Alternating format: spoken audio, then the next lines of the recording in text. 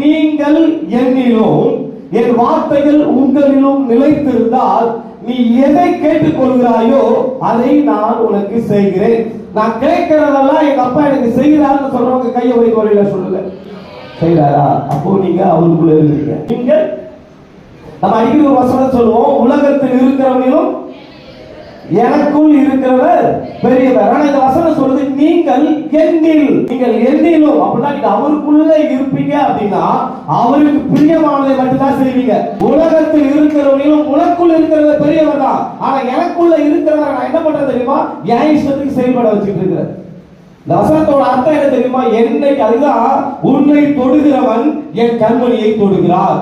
இப்ப நீங்க அவருக்குள்ள இருப்பீங்கன்னா யாரும் உன்னை தொட முடியாது. உன்னை தொடறதுக்கு முன்னாடி அவர் தொட்டுட்டு தான் உன்னை தொட முடியும். அந்த வசனம் சொல்லி என்ன கேட்கறியோ நான் தரேன், ஆனால் எங்க இருக்கணும்?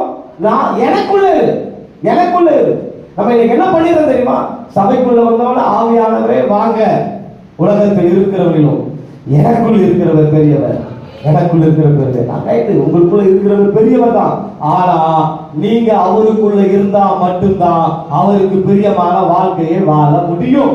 நீ எங்க நின்னாலும் சரி, நான் இப்படி யோசித்து பாக்குறேன். நான் இப்ப உங்களுக்குள்ள அவர் இருக்கிறாருன்னா உங்களுக்கு பிரியமான இடத்துக்கு போவீங்க, அங்க அவருக்கு விருப்பம் இல்லைன்னா இறங்கி போயிடுவார், அவ்வளவுதான். ஆனா அவருக்குள்ள நீங்க இருப்பீங்களா, நீங்க போகிற இடமே அவருக்கு பிரியமானதா இருக்கும்.